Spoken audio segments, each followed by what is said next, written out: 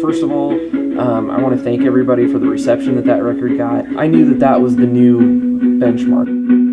When I was just writing Loud and Clear, I knew that right off the bat that this was the next step from that. And I'm really happy with the way it's turned out.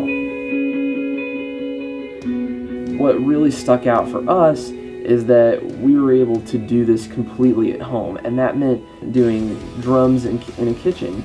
That meant recording guitars in a bedroom and vocals in a basement. But it all turned out fantastically. And it's just nice to have that sort of relaxed feel through the recording process. We just wanted to try something different. And also I had amazing hardwood floors in my kitchen. And after unplugging every appliance, we found out that it sounds really amazing in there.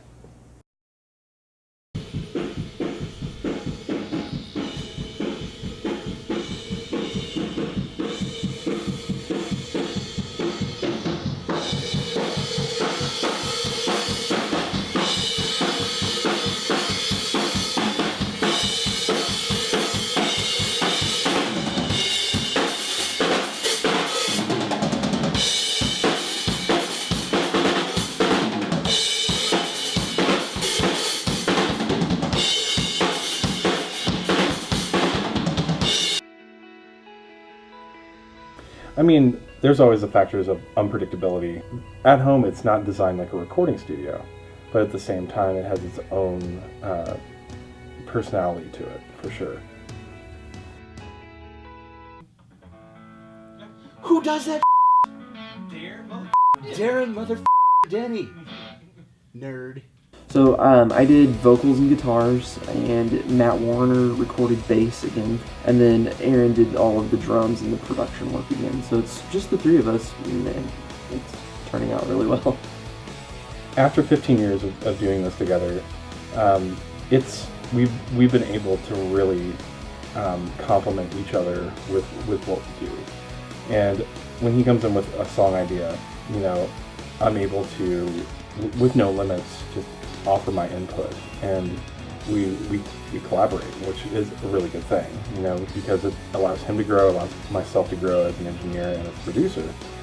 And I always try to take a step back and not, you know, approach it as a producer at first. I try to approach it as a musician, and then the producer side, I try to mix that all together as we're working on the song.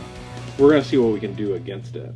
Okay. So, because we're going to double those up, and then we're going to layer harmonies anyway. Yeah. So it's just, it has to be consistent throughout there. And if I can have you come in with an absolutely fresh voice and nail all those doubles together, it's going to sound amazing. Okay. So.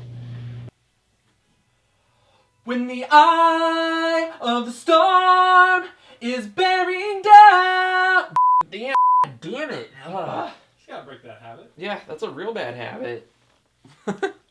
Dude, it's how music is. The word down, you want to take it down. It's just how it is.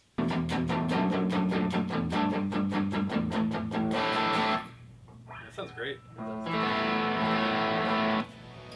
I used my Gibson Les Paul Smartwood, my Savoy Special that I've used on every Darren Denney record to this point, as my number one kind of go-to guitar. And then I also did some tracking with my Gibson Les Paul Bourbon Burst, the Pappy Van Winkle, to kind of add some thickness to it. And then I also used my brand new Paul Reed Smith Silver Sky as for the cleaner parts and some of the leads, because it just has a completely different tone to the rest of them, and it really kind of sets that off.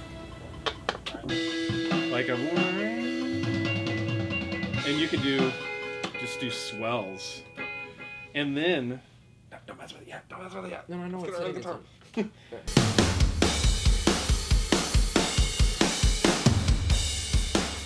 There was some tonality within the kitchen that I really, really enjoyed, it bouncing around my tile and the hardwood floors. And with using a lot of room mics and using microphones in very strange places, up against walls, up against floors, we were able to get some really cool tones, and they sound perfect for the song. Alright, cool.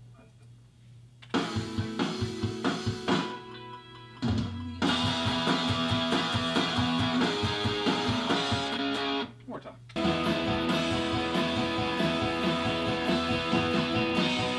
The sound of the song is something I'm very thrilled with because on the last record that we did, we had a very concerted effort to marry the imagery from the lyrics to the actual sound of the music. And so Loud and Clear is the perfect title for this song because there's some very light, airy, atmospheric tones to the song, and then there are also some very loud, crushing rhythm guitars that come in and help make that chorus just explode.